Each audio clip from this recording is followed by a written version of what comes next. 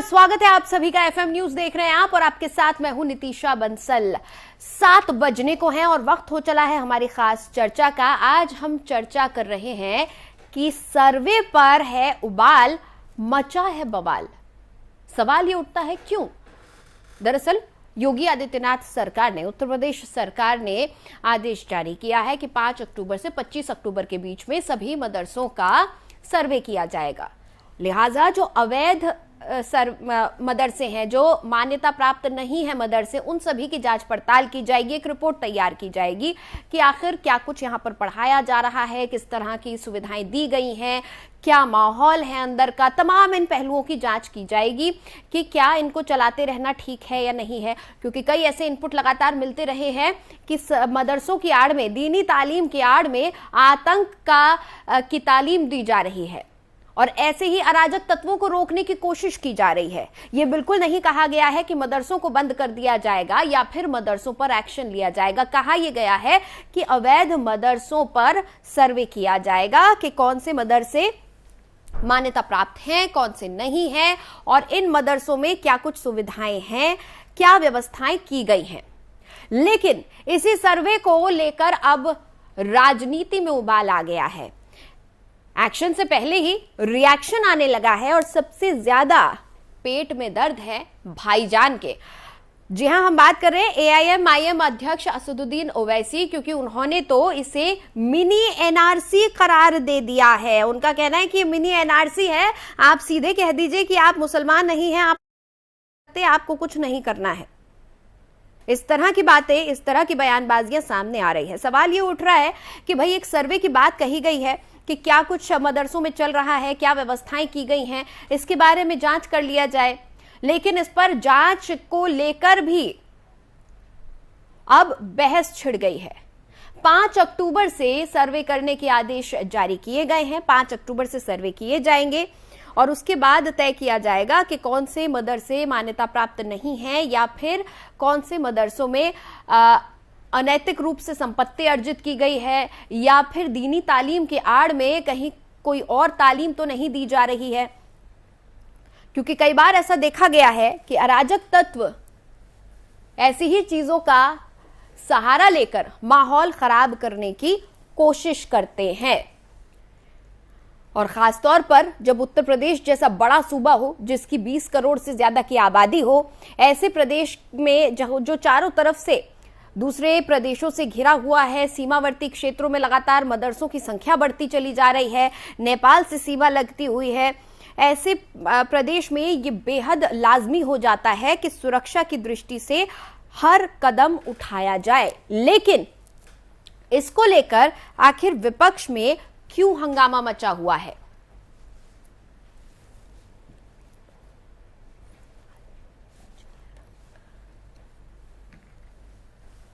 तो लगातार यही सवाल उठ रहा है कि मदरसों को तो सरकार की तरफ से सहायता भी मिलती है, अनुमोदन भी दिया जाता है, लेकिन बात सरकार सिर्फ उन मदरसों की कर रही है जो अवैध रूप से बनाए गए हैं, जिनको मान्यता प्राप्त नहीं है। उन मदरसों के सर्वे की बात कही जा रही है ताकि जांच पड़ताल की जा सके कि इन मदरसों में क्या चल रहा है, क्या कुछ यहां पर पढ़ाया जा रहा है। जो दीनी तालीम की बात की जा रही है, कही जा रही है, क्या वाकई दीनी तालीम यहां दी जा रही है?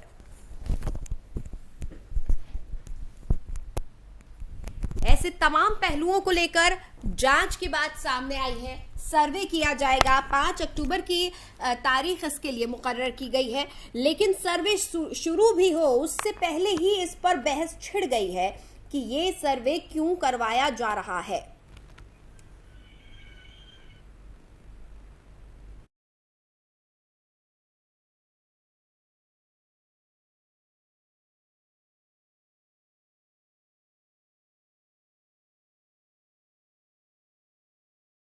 और इसी पर चर्चा के लिए मेरे साथ कुछ खास मेहमान जुड़ रहे हैं, उनसे आपका तारुफ करवा दूं।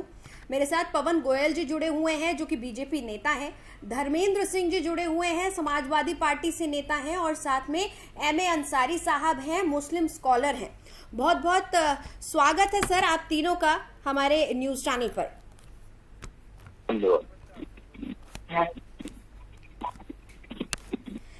सबसे पहला सवाल मेरा सवाल सबसे पहले पवन गोयल जी से है। पवन गोयल जी, ऐसा क्यों होता है कि सरकार कोई भी कदम उठाती है, सिर्फ घोषणा करती है, सिर्फ ऐलान करती है और उससे पहले ही बवाल मच जाता है, सिर्फ ऐलान कर देने भर से बवाल मच जाता है, जंग छिड़ जाती है शब्दों की। नितिशा जी, अभी तो सरकार को इन्होंने काम करने का मौका भी नहीं दिया, उससे पहले ही अपोजिशन पे या उन लोगों के पेट में दर्द हो गया, जिन लोगों को इस तरह के काम से परेशानी या दिक्कत है। मैं आपको पहले ये बताना चाहता हूँ कि ये सर्वे क्यों हो रहा है। इस सर्वे का सीधा सा कारण और उदाहरण ये है, उत्तर प्रदेश में 16,513 मदरसे हैं। ठीक है। कि सरकार को ऐसा लगता है कि उनकी गिनती बहुत ज्यादा हो सकती है, 40 से 50,000। सरकार की मंशा सीधी सीधी यही है कि जो रजिस्टर नहीं है, अनरजिस्टर्ड है, वो अपना बायोडाटा दें, उनको फंडिंग कहाँ से आ रही है वो बताएं, उनकी व्यवस्था कैसी चल रही है। सरकार इनके लिए अच्छा कदम उठा रही है। अगर इनके सरकार की दाढ़ी में कोई तिनका या कोई चोर नहीं है, इन लोगों की दाढ़ी में तिनका और चोर दोनों इसलिए है कि इन्हें अभी तो कोई एक्शन लिया ही नहीं गया है इनके खिलाफ। अभी तो इनके फेवर में एक्शन लिया गया, खिलाफ लिया होता, उसके बाद ये लोग ऑब्जेक्शन उठाते तो बात समझ में आती है। अभी तो ऑब्जेक्शन का कोई काम ही नहीं है। अभी अगेंस्ट आप बताइए, किसी मदरसे को कोई नोटिस दिया हो, किसी पे बुलडोजर चला हो, किसी के लिए कोई अगेंस्ट स्टेटमेंट दिया, उससे पहले इन लोगों को क्या बोलते हैं, ऑब्जेक्शन है। वो ऑब्जेक्शन इसलिए है कि अगर मुस्लिम वोट भाजपा की तरफ डाइवर्ट हो गया तो इनकी जो दुकान है, जो ये रोटियां हैं, ये जो बंद हो जाएंगे, किस पे सीखेंगे जी। ठीक है, अंसारी साहब, आप क्या कहेंगे इस पर? बात मान्यता प्राप्त मदरसों की नहीं हो रही है, बात जो अवैध मदरसे हैं या फिर जिनको मान्यता नहीं दी गई है उनकी जांच पड़ताल की बात हो रही है कि आखिर उन मदरसों में क्या चल रहा है, कैसी व्यवस्थाएं की गई हैं, कितनी संपत्ति अर्जित की गई है, इस सब पर जांच करी जा रही है, वो भी एक सर्वे किया जा रहा है। देखिए, ये राइट ऑफ एजुकेशन के तहत अभी मदरसों की संख्या बताई और दाढ़ी में चिंता बताया और पेट में दर्द बताया। बात यहाँ यही है कि किसी भी लैंग्वेज को जो कि संविधान में, भारतीय कॉन्स्टिट्यूशनल में जो राइट मिला हुआ है और पूरी दुनिया में 7वें नंबर पे जो लैंग्वेज बोली जाती है और हमारे यहाँ शेड्यूल में, सेंसस में जो 7 मोस्ट स्पोकन लैंग्वेज है, उसके लिए क्या बाजीकरण या उसका राजनीतिकरण या बाजारीकरण या उसके ऊपर एक विशेष समुदाय की उस लैंग्वेज को घोषित करना, जिन मदरसों से हमारे मिसाइल मैन APJ कलाम साहब निकले, राजेंद्र प्रसाद जी जो भारत के प्रथम राष्ट्रपति थे, उन्होंने ली, मुंशी प्रेमचंद जी ने शिक्षा ली, तो क्या उस शिक्षा को किसी समुदाय से जोड़ना या उनका पेट में दर्द होना या दाढ़ी में चिंता होना? नहीं, अंसारी साहब, दरअसल यूपी सरकार जो कह रही है वो कलेक्टिव तमाम मदरसों की बात नहीं कर रही है, वो कह रही है जिन मदरसों को मान्यता प्राप्त नहीं है उनको कहाँ से फंडिंग आ रही है, क्या कुछ चल रहा है, अचानक मदरसों की संख्या बढ़ती चली जा रही है, सीमावर्ती क्षेत्र में खास तौर पर से देखा जा रहा है, इसलिए उन मदरसों की जांच की बात हो रही है। ये सारी घटनाएं 2014 के बाद हो रही है। आसाम में भी अभी आपने देखा होगा कि आसाम में भी कई मदरसे गिरा दिए गए हैं। 3 मदरसे 30 दिन में 3 मदरसों पर कार्रवाई हुई है। जी, मतलब 3 मदरसों पर कार्रवाई हो रही है। तो क्या गुरुकुलों की भी जांच होगी? सर, आप कितने गुरुकुल को जानते हैं? आप कितने गुरुकुल की गिनती मुझे बता दीजिए। मदरसों को सहायता दी जाती है सरकार की तरफ से।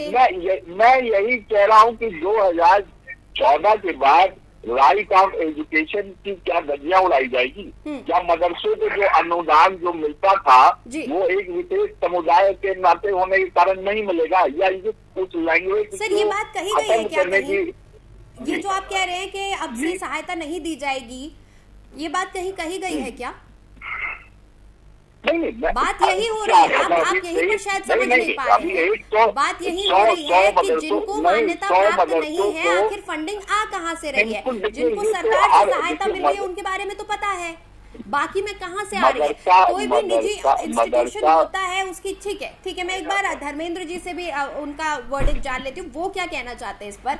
धर्मेंद्र जी, अगर कोई प्राइवेट प्रॉपर्टी है उसके बारे में सरकार के पास जानकारी नहीं है। तो क्या सरकार को कोई वो इंस्टीट्यूशन हो, चाहे वो एजुकेशनल इंस्टीट्यूशन हो, कोई कंपनी हो, कोई दुकान हो, कोई मकान हो, क्या सरकार के पास अधिकार नहीं है कि जांच करे कि आखिर ये पैसा कहाँ से आ रहा है, आखिर यहाँ क्या व्यवस्थाएं की गई हैं? देखिए, सबसे महत्वपूर्ण यह है पैसा कहाँ से आ रहा है या विषय ही नहीं है। विषय यह है कि आर्टिकल 30 के हिसाब से इनको अधिकार है सबको इंस्टीट्यूशन चलाने का। हाँ। लेकिन अगर राइट टू एजुकेशन लागू हो गया तो ये और दुर्भाग्य की बात है, उस सरकार के लिए सर से डूब मरने की बात है कि वो अपने बच्चों को शिक्षा नहीं दे पा रही है। हम तो कहते हैं पूरे देश के सारे केवल अल्पसंख्यक संस्थान के सारे प्राइवेट संस्थान बंद करा दे और सरकार सब बच्चों की शिक्षा की जिम्मेदारी ले, स्वास्थ्य की जिम्मेदारी ले, तो ऐसी कोई बात ही नहीं आएगी। गोयल जी, आपकी पार्टी के सारे संस्थान जो सारे हमारी पूरी बात हो जाने दे, हमारी पूरी बात हो जाने दे। रही बात ये जैसे चुनाव आता है, हाँ। अभी तक दूसरी बार उत्तर प्रदेश की सरकार है और केंद्र की सरकार है, हाँ। अभी तक इनको नहीं याद आया। अगर इनके पास डाटा नहीं है कितने प्राइवेट स्कूल चल रहे हैं, चाहे वो अल्पसंख्यकों को हो, अल्पसंख्यकों को हो, चाहे माध्यमिक के हो, बेसिक के हो, ये और चिंताजनक बात है कि सरकार कर क्या रही है। उसको इस देश के भविष्य, जो इसके देश के बच्चे हैं, उनके बारे में कोई चिंता ही नहीं है। उनको उनके हाथ पर छोड़ दिया है। जानकारी मिलेगी ना जब सर्वे करवाया जाएगा। सर्वे नहीं होगा तो जानकारी कहाँ से मिलेगी सरकार को? महत्वपूर्ण ये नहीं सर्वे के साथ, महत्वपूर्ण ये है कि चुनाव के समय ऐसी बातें उठा करके ध्रुवीकरण कराने का प्रयास हो रहा है। गुजरात का चुनाव नजदीक है और राज्यों के चुनाव है, केवल इसका राजनीतिक उपयोग करने का प्रयास हो रहा है, बाकी इसके अंदर कुछ नहीं है। मैं तो कहता हूँ इस पर किसी प्रकार के डिबेट की जरूरत ही नहीं है। आप सीधे कहिए, ये हमारे भारतीय जनता पार्टी के प्रबुद्ध प्रवक्ता बैठे हैं, अपनी सरकार से निवेदन करें कि केवल अल्पसंख्यक मदरसे ही नहीं, सारे जो प्राइवेट इंस्टीट्यूशंस हैं, इनको राइट टू एजुकेशन तहत कक्षा 12 तक की शिक्षा पूरी सरकार मुफ्त करे और सरकारी स्कूलों की व्यवस्था करके पढ़ाए। केवल किसी एक वर्ग विशेष पर उंगली उठाना ये बिल्कुल ठीक नहीं है। और मैं माफी चाहूंगा कि मुझे एक जगह जाना भी है, तो मैं इनकी भारतीय जनता पार्टी के प्रवक्ता की बात मैं सुन लूंगा आपके दोबारा रिकॉर्डिंग के माध्यम से। लेकिन मैं इतनी बात फाइनली बस इतना कह जाना चाहता हूँ कि ये उठाएं, अपनी सरकार से कहें कि केवल अल्पसंख्यक संस्थान ही नहीं, जितने भी संस्थान हैं जिनको मान्यता, जिनको सरकार अनुदान नहीं देती है, उनको सबको बंद कराए और सरकार बच्चों को मुफ्त शिक्षा मुहैया कराए। गोयल साहब, महंगाई और बेरोजगारी की बात करें, उससे ध्यान भटकाने के लिए मदरसों की गिनती की बात करते हैं। जिनको हम अनुदान नहीं देते हैं उन सबको बंद करवा रहे हैं। आप पक्षपात कर रहे हैं, आरोप लग रहा है आपके ऊपर कि आप एक विशेष वर्ग को टारगेट कर रहे हैं। जी, इनसे जवाब लिया, बहुत बहुत धन्यवाद। मैंने अभी इससे पहले जब आपने प्रश्न किया था, मैंने उसका उत्तर बहुत बढ़िया दिया था कि इनको ये समस्या ये है कि अगर मुस्लिम समुदाय का वोट भारतीय जनता पार्टी को चला गया तो ये राजनीतिक सफर कैसे चलाएंगे। ये तो इनके अब आते हैं इनके सवाल के जवाब के ऊपर। अभी तक किसी भी मदरसे को किसी भी तरह का कोई नोटिस इशू नहीं हुआ है। सरकार ये कहना चाहती है, अभी तो सर्वे शुरू नहीं हुआ सर, सर्वे 5 तारीख से शुरू होना है। सर्वे के बाद ही तो कोई रिजल्ट निकलेगा कि कौन गलत है कौन सही है, इसमें क्या एक्टिविटी हो रही है क्या एक्टिविटी नहीं हो रही। सर्वे हो ही इसलिए दिया है। सर्वे का सबसे बड़ा कारण यही है कि उसमें ये देखा जाएगा कि बच्चों को शिक्षा सही मिल रही है, उनको खाना, उनके शिक्षक, उनके ट्रेनर, उनको फैसिलिटी प्रोवाइड हो रही है नहीं। मैं आपको दावे से भारतीय जनता पार्टी की तरफ से बोलता हूँ, भारतीय जनता पार्टी का और माननीय मुख्यमंत्री जी का सिर्फ यही उद्देश्य है कि मदरसों को भी सुविधा प्राप्त हो। वो उस देश का हिस्सा है। उत्तर प्रदेश के 22 करोड़ जनता के अंदर भी मदरसे के बच्चे जो पढ़ने आते हैं वो उनका। और सबसे बड़ा, अगर हम ये डाटा सरकार के पास आ जाएगा कि कौन टीचर है कौन स्टूडेंट है, ये प्राइवेट प्रॉपर्टी है सरकार, ये तो उसमें प्रॉब्लम क्या है। हमने तो कोई इनके खिलाफ कोई बात नहीं कही है। हमने तो कहा है कि इनको IT सेल से जोड़ा जाएगा। इनका मतलब इनके साथ साइंस को, विज्ञान को, NCERT को, सारे सब्जेक्ट्स को, कंप्यूटर को, सबको जोड़ा जाएगा। खाली आप एक ही चीज पढ़ाए जा रहे हैं। अगर आप सही पढ़ा रहे हैं तो हमें कोई प्रॉब्लम नहीं, जो आप गलत पढ़ा रहे हैं तो हमें प्रॉब्लम है। हम चाहते हैं कि विकास उत्तर प्रदेश का, हम विकास चाहते हैं। अब ये कहना है कि भाई विकास हमें पसंद नहीं है, इनको ऐसा लगता है मुस्लिम वोट खिसक जाएगा। मुस्लिम वोट खिसक जाएगा तो उनके पास बचेगा क्या, प्रॉब्लम ये है जी। ठीक है, अंसारी जी आप कुछ कहना चाहेंगे इस पर? नहीं, सरकारी नीतियों का हम लोग स्वागत करते हैं। अगर एजुकेशन को बढ़ावा देना है और शिक्षा के साथ किसी भी राजद्वेष के बगैर, किसी भी भेदभाव के बगैर अगर आप चल रहे हैं तो उसका स्वागत है। लेकिन मैं ये एक सवाल जो भी सपा के भी वो कह के गए तो उसका एक सवाल है कि स्कूल कॉलेजेस जगह जगह खुल रहे हैं, क्या उनकी भी जांच हो रही है? सच्चर कमेटी कह रही है कि एजुकेशन अल्पसंख्यक में बहुत मानक से नीचे है अगर आपका ये लाना है कि मुझे उनको मुख्य धारा में लाना है, या आपका ये कहना है कि सारे अनुदान उनके लिए निष्पक्ष ढंग से हम किसी बगैर भेदभाव के करें, तो हम आपका स्वागत करते हैं। हम उन नीतियों का, सरकार का, माननीय मुख्यमंत्री जी के उन नीतियों का स्वागत करते हैं। लेकिन मदरसे को अनुदान देने के नाम पर प्रताड़ना या एक विशेष समुदाय से जोड़ के शिक्षा को देखना बिल्कुल अच्छा प्रताड़ना। मैं आपको बता दें, मैं आंकड़ों के साथ बता रहा हूँ ना कि अभी इसके पूर्व में भी हो चुका है, 2300 मदरसों को रजिस्ट्रेशन नहीं हुआ, वहां पे आप कुछ देख नहीं रहे। अनुदान देने की अनुदान देने का मानक क्या है भाई? अनुदान देने का मानक क्या है आपका? क्यों वहां भी जो सिस्टम है मदरसा बोर्ड का जो एजुकेशन सिस्टम है वो तैतानिया सौकानिया, उनके अंदर सही शिक्षा मिले, बच्चे अच्छा पढ़ेंगे। जो बच्चे खाली मदरसों की साइंस, IT, इंग्लिश, हिंदी, आपने उसको बढ़ावा देने के लिए मुझे आप आगे बताए ना कि आपने बढ़ावा देने के लिए ये पिछले कितने मदरसों की आपने 2300 से ज्यादा मदरसों को आपने मांगा है। अभी 146 हो गया, जिसमें 100 में 46 को खाली दिया गया, 100 को फिर अभी रजिस्ट्रेशन कैंसिल किया गया। अभी तमाम इस तरह की हो रही है। सर, मानकों पर खरा उतरेगा तो भी सरकार अनुदान नहीं देगी क्या? कुछ मानक तय किए जाते हैं ना किसी भी सरकार, किसी भी अथॉरिटी की तरफ से। मानक बहुत जरूरी है किसी भी चीज का। मदरसा बोर्ड की स्थापना हुई। निजी जमीन है, सरकारी जमीन है, प्राइवेट है, कौन फंडिंग दे रहा है, उसका मालिक कौन है, उसमें शिक्षक कितने हैं, उसमें बच्चे कितने हैं, उनको ड्रेस सही से मिल रही है नहीं मिल रही, उनका भोजन की व्यवस्था कैसी है? क्या ये सवाल गलत है क्या नीतीश कुमार जी? देखिए अगर इन सवालों ये सवाल भी गलत है तो फिर हमें ये बता दीजिए कि अच्छे सवाल कौन से? भाई इन नीतियों का मैंने कहा प्रवक्ता जी, इन नीतियों का स्वागत है, हम स्वागत करते हैं इन नीतियों का, शिक्षा के प्रचार का, राइट ऑफ एजुकेशन का, जो संविधान में दिक्कत आपको भी आज हम इस डिबेट में बैठे हैं, दिक्कत है तो डिबेट उठ रही है ना। दिक्कत है कहीं ना कहीं पक्षपातपूर्ण रवैया अगर अपनाया जा रहा है तो दिक्कत है। कैसे? इसलिए कि तमाम कॉलेज, स्कूल, कॉलेजेस गली गली में खुल रहे हैं। आपके उनके पास उनकी जांच का आंकड़ा है? नहीं है।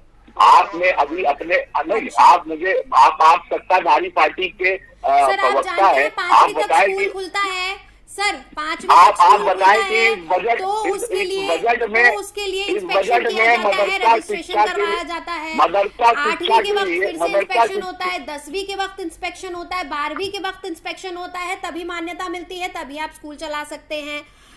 तो फिर आपको ऐसा क्यों लगता है कि मदरसों का सर्वे करना? मैं यही कह रहा हूँ कि मदरसा अनुदान बजट में कटौती क्यों, मैं यही पूछ रहा हूँ कि बजट में आप शिक्षा, जो अल्पसंख्यक की शिक्षा के व्यवस्था में कटौती क्यों, इतनी सख्ती क्यों?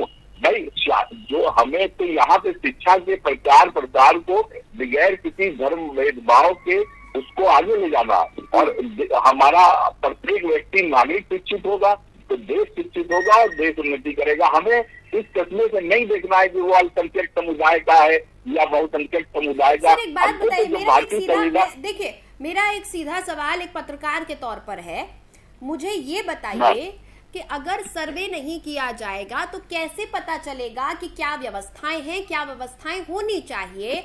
कैसे पता चलेगा कि एक तालीम की जगह की आड़ में कहीं ऐसा तो नहीं कि अवैध संपत्ति अर्जित की जा रही हो, सिर्फ इसलिए क्योंकि आप एक विशेष समुदाय से संबंध रखते हैं? इस चीज का आड़ लेके कोई भी इंसान गलत काम करना शुरू कर दे, इस चीज को क्या आप जायज ठहराएंगे?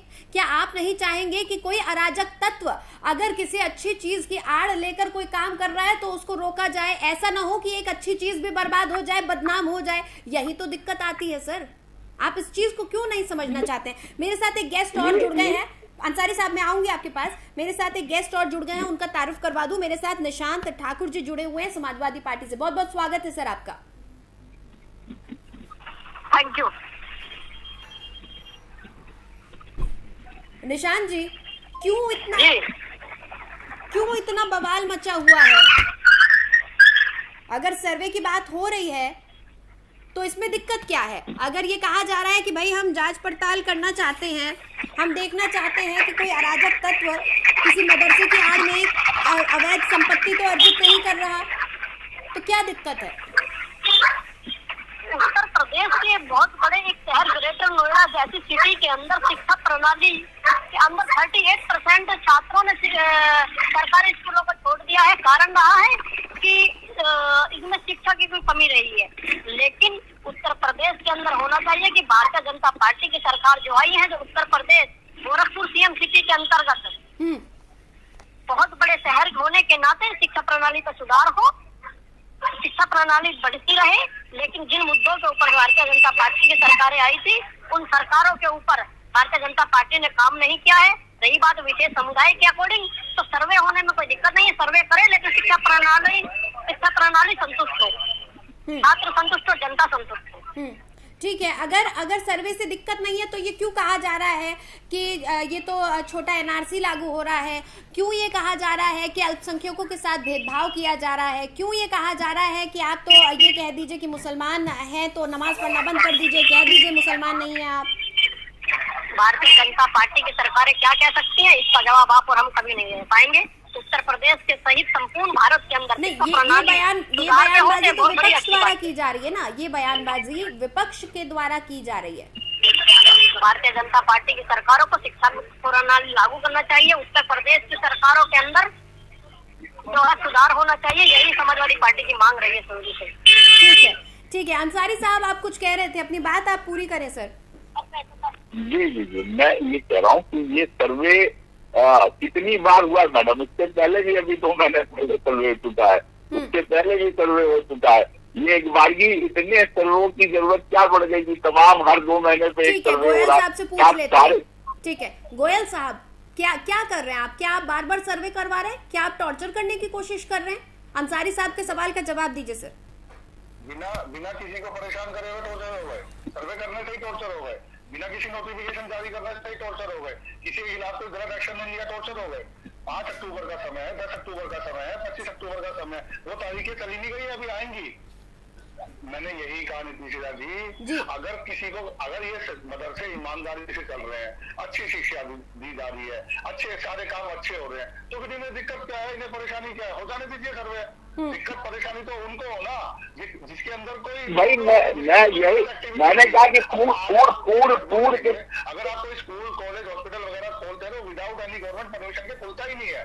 जो अभी आप ये स्कूलों की, ये गुरुकुलों की बात कर रहे थे, आप किसी भी 5 स्कूलों के नाम बता दीजिए जो कि अनऑथराइज चल रहे हो, और अगर अनऑथराइज चल रहे होंगे तो गूगल पे नाम नहीं आएगा।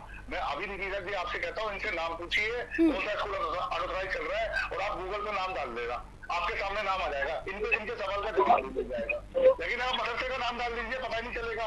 50,000 मदरसे हैं कम से कम, और 16,513 रजिस्टर है। वो जो 34,000 मदरसे चल रहे हैं अनरजिस्टर्ड हैं, उनको रजिस्टर कराने में उन लोगों को प्रॉब्लम क्या है? अगर वो सही है तो सिंपल सी बात है, वो समझ में नहीं आ रही है। सरकार की मंशा पे सवाल उठा रहे हैं, सरकार ने तो इनके खिलाफ कोई एक्शन ही नहीं दिया है। बता दीजिए आप मुझे 5 नाम बता दीजिए, किसी भी मदरसे के, किसी भी 5 मदरसे के नाम बता दीजिए जिनके साथ कोई गलत व्यवहार हुआ हो। सिंपल। बताइए अंसारी जी, और एक सवाल का जवाब और दीजिएगा। विपक्ष की तरफ से इस तरह के बयानात आ रहे हैं कि ये तो छोटा एनआरसी है। ओवैसी साहब ने बयान दिया है, ये छोटा एनआरसी कैसे है, ये भी मुझे समझा दीजिएगा। कहाँ पर सरकार के आदेश में ये कहा गया कि आप मुसलमान हैं, आप नमाज पढ़ना बंद कर दीजिए, आप कह दीजिए मैं मुसलमान हूँ? इस तरह की बयानबाजी क्यों सर, अगर कोई पहल की जा रही है सरकार की तरफ से?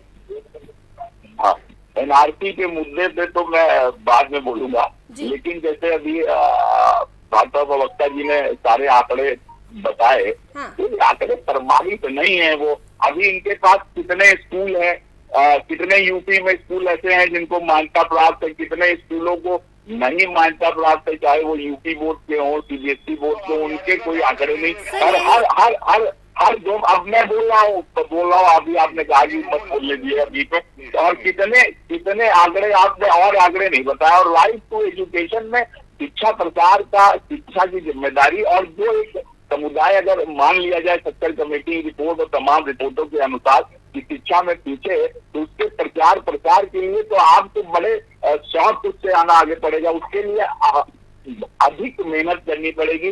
और ये सर्वे बार बार क्यों हो रहे हैं, ये बार बार सर्वे, अभी 2 महीने पहले सर्वे, फिर उससे पहले सर्वे, बहुत सारे मदरसों ने सरकारी अनुदान लेने से साफ इनकार कर दिया कि मुझे चाहिए नहीं, मैं अपने संसाधनों से चला लूंगा। अब जब अपने संसाधनों की बात आई तो आपने फंडिंग का आरोप लगा दिया, उसके कोई प्रमाणिक, आपके पास कोई प्रमाणिक सबूत नहीं। अब फंडिंग अभी आसाम में हुआ, अभी वो माननीय न्यायालय में भी मामला लंबित था, वो गया नहीं, आपने सरकारी फरमान सुनाकर उन पर बुलडोजर चला दिया। यही बात हो रही है कि किसी राग द्वेष भाव, किसी क्या प्रमाणित हुआ कि आपने उस शिक्षा के स्थान पे आपने बुलडोजर चला दिया। भाई मामला कोर्ट में गया, मामला वहां से निर्णय हुआ, किसी न्यायालय का निर्णय था आपका बुलडोजर, कि ये आपका प्रशासनिक निर्णय था, न्यायिक निर्णय था, आपने बुलडोजर चला दिया। क्या गलत है? आप नहीं चाहते कि जो लोग 5 मदरसों के नाम बताइए जिन पर बुलडोजर चले हैं, 5 मदरसों के नाम बताइए जिनके खिलाफ यूपी सरकार ने को एक्शन लिया हो। इनके पास होंगे 5 मदरसों के नाम, इनका नहीं कौन से किन मदरसों के नाम आप कहते हैं बताइए? आप मदरसे सवाल पूछ लीजिए कि मुझे उत्तर प्रदेश की सरकार ने किसी भी मदरसे के खिलाफ कोई एक्शन लिया, उसका कोई नोटिस है? कोई नहीं है। बताइए सर। गोयल साहब, अंसारी जी, गोयल साहब आपसे सवाल कर रहे हैं। आप अगर आप बीजेपी का प्रतिनिधित्व करते हैं कि उत्तर प्रदेश सरकार का प्रतिनिधित्व कर रहे हैं, अगर आप मुझे ये आंकड़ा बता दें कि कितने अनुदान पे इस बार नाम काट दिए गए और क्यों काट दिए गए, क्यों अनुदान आपने उनके 30 कर दिए, आप मुझे बता पाएंगे? कितने अनुदान के लिए गए और कितने लोगों ने अनुदान लेने से क्यों इनकार कर दिया आपका? और अगर हम किसी शिक्षा के प्रचार प्रसार के लिए कोई समुदाय अपनी आर्थिक स्थिति को अपने लोगों से बढ़ा चढ़ा करता है तो आप टेरर फंडिंग, आप इन तमाम तरह के आरोप लगा देंगे कि भाई वहां टेरर फंडिंग हो रही है, और मामला न्यायालय में न जाने से पहले आप बुलडोजर चला देंगे। यही इन्हीं नीतियों पे सवाल है। और आपकी भारतीय संविधान की मंशा पे कोई हमारा नहीं है, लेकिन आपकी नीतियों पे जरूर सवाल है कि भाई ये हर 3 महीने में आप सर्वे करा रहे हैं, हर 3 महीने में आप कहते हैं कि वहाँ, आपको याद है आपने क्या उसको स्मारक घोषित कर दिया जहाँ माननीय पीजी कलाम साहब ने मदरसे में शिक्षा ली थी? आपको उस मदरसे का नाम मालूम है जहाँ राजेंद्र प्रसाद जी ने प्रथम मदरसे में शिक्षा ली थी? सर, शिक्षा मालूम है? नहीं, आपत्ति जताई जा रही है। आपत्ति इस चीज पर है कि क्यों नहीं आपने ये जो तमाम प्राइवेट मदरसों की यहाँ पर बात हो रही है सर, रजिस्टर्ड मदरसों की बात नहीं हो रही है, प्राइवेट जो मदरसे हैं उनकी बात हो रही है। सर, कोई इंसान दुकान पे अगर खोल के बैठता है छोटी सी, उसको भी सरकार को ये लेखा जोखा देना पड़ता है कि वो अपनी दुकान कैसे चला रहा है, कितना कमाया, इनकम टैक्स भरो, सेल्स टैक्स भरो, सर्विस टैक्स भरो, जिस तरह की भी आपकी दुकान है, रेस्टोरेंट है, जो कुछ है उसके अनुसार टैक्सेस बनाए गए हैं। आपकी क्या इनकम हुई है, अलग अलग सेक्शन बनाए गए हुए हैं, आपको रियायतें भी दी गई है। तो जब एक छोटी सी दुकान पर हो सकता है, एक स्कूल के लिए नियम बने हुए हैं, तो फिर मदरसों के लिए नियम से आप क्यों पीछे हटना चाहते हैं? बहरहाल समय हमारे पास खत्म हो रहा है सर। बाकी दिक्कत क्या है? या तो एक भी रजिस्टर्ड ना हो तब तो हम मानते हैं इस बात को। 16,513 पहली बात सर, कोई भी देश, कोई भी प्रदेश एक व्यवस्था के तहत चलेगा और उस व्यवस्था से पीछे हटने में कोई भी समझदारी नहीं है, क्योंकि अगर चीजें व्यवस्थित नहीं होंगी तो प्रदेश या देश नहीं चल पाएगा। बहरहाल समय मेरे पास खत्म हो रहा है, इसलिए माफी चाहूंगी मैं आपसे, और इस मसले पर हम चर्चा नहीं कर पाएंगे। बहुत बहुत शुक्रिया पवन गोयल जी, धर्मेंद्र सिंह जी, एम.ए. अंसारी साहब और निशांत ठाकुर जी, आप चारों हमारे साथ जुड़े और अपना कीमती समय हमें दिया।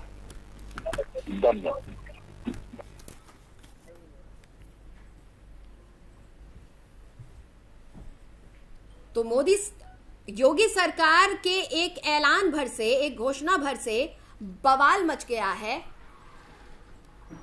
और इस बवाल पर जमकर अब राजनीतिक उबाल भी आ रहा है। लेकिन हर मसले पर राजनीति करने से किस तरफ देश जाएगा, किस तरफ प्रदेश जाएगा, इसका सवाल किसी के पास नहीं है, क्योंकि राजनीतिक रोटियां सेकना आसान है, लेकिन कल कुछ अनैतिक घटना घट जाती है तो उसकी जिम्मेदारी कौन लेगा, उस पर सवालिया निशान जब खड़े होंगे तो जवाब कौन देगा, इसको लेकर किसी के पास कोई जवाब नहीं है। बहरहाल एफएम न्यूज की इस खास पेशकश में फिलहाल इतना ही। खबरों के लिए आप देखते रहिए एफएम न्यूज।